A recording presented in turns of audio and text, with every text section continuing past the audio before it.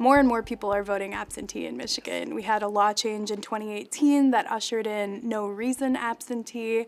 What should people know about the process, which starts with not an absentee ballot, but an absentee ballot application? That's correct.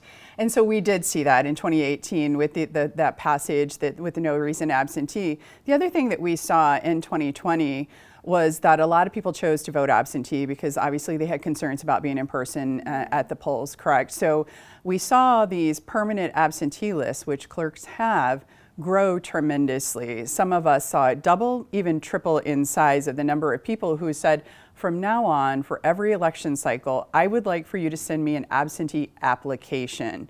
So know that in Michigan, no one is automatically sent a ballot. They have to apply for the ballot, return the application, fill it out, send it back to the local clerk. The local clerk is then also not only checking signatures on absentee ballots, we're also checking signatures on applications to make sure that you are the person who is applying for that absentee ballot. So it goes through multiple purity tests, and the very first one is when the application is received, that we're looking at that signature saying, is this the person? Does that match their signature? We want to make sure it's that individual. And one thing that I think people should be aware of too is that the absentee ballot application doesn't necessarily have to come from your clerk. You might get approached at a neighborhood barbecue or some other venue with people who have absentee ballot applications, and that's all right, right? It is all right. It's a point of confusion, that I will tell you, for voters, because if they are on our permanent AV list, the absentee voter list, if they're on that list, the local clerk is sending them out prior to election day. And so we're a state that allows us to put more than one election on there. So for instance, you might have returned your application saying, please send me an absentee ballot for the August primary and for the November general. And so that application can work for both. So it's called a dual application. Some clerks use those, some clerks don't. So, but you also have political parties, candidates, interest groups who will send out applications for absentee ballots. This can get confusing because they tend to mimic or mirror the look of the official one from the clerk's office. And so as a clerk, I took many phone calls from people calling saying, why are you sending me another application? I've already voted my absentee ballot. It's not necessarily coming from your local election official. If you think that's the case, please do contact them.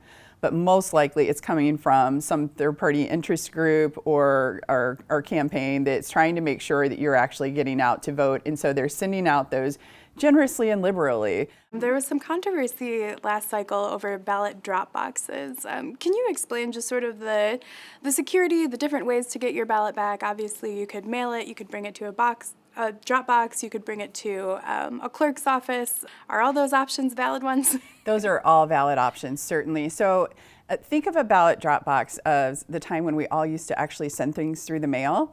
Our communities used to have boxes that from the United States Postal Service there that we could go put our mail in, drop it off, and someone would come pick it up, right? And the mailman would take it and it would make its route. It's kind of a similar concept. Most communities have some sort of a drop box at their either township or city hall where you can do that, drop your ballot off. At this point, we're getting very close to Election Day. I would caution people on putting their ballot in the mail and putting that through the Postal Service because of the tight timelines that we're under. I would encourage them to either use the local drop box in their community or to just bring that back directly to their local clerk and make sure that they have that. And they can also follow up with that on the Secretary of State's website. You can go out there, put a little bit of your personal information in on the Michigan Voter Information Center, and you can see if your clerk has received on your ballot. So you will know that the clerk actually has it and that they've already checked your signature. And when your absentee ballot comes in, as long as it's before 8 p.m. on Election Day, so just as if you were voting or in line to vote in person, then we start counting those ballots, except that the legislature did give clerks a little bit of grace this year for pre-processing. Right, pre-processing and tabulation are not the same thing. So what the legislature allowed them to do is 2 days prior to Election Day, they're allowed to pre-process. So basically what they're allowed to do at that time is take the absentee ballot, there are two envelopes there. You have the outer envelope that the ballot has your signature on and that the ballot gets mailed in. On the inside of that envelope is another envelope, and it's called a secrecy sleeve envelope, and that is where the ballot is in. At that time, what they're allowed to do is to take that ballot out of there, match up the numbers to make sure on the label of the absentee ballot, if it says that I issued you ballot number 100, that when I open that up, that the stub on that ballot says ballot number 100. So the separation can occur at that time, but they cannot go beyond removing the ballot out of the secrecy sleeve. So it has to stay in there until Election Day. Once the precincts open on Election Day, they can start processing absentee ballots. And one of the things I want to point out that I hope voters understand is every process that we do in the elections world, everything that we're doing on Elections Day, whether it's here or in another state, every process is verified by a Republican and a Democrat. And there aren't many things or ways or situations in this country where Republicans and Democrats come together and are willing to work together on something or see eye to eye. And that's what I love about elections, is that every election cycle we have a Republican and a Democrat, multiple of them at precincts, working together to make sure that our democratic processes work smoothly on Election Day. And so that's the same thing is happening in the absentee room. There is a mix of Republicans and Democrats in the absentee counting board room. When do you think we should expect results to be available? I think it's very possible, especially given, again, the absentee numbers that we're seeing. I think there are a lot of things driving this ballot. There are very competitive races on this ballot. You have constitutional amendments, very important things that are proposals that are on this ballot. So I'm expecting you're going to see record turnouts for a gubernatorial election cycle. So that's going to push times back.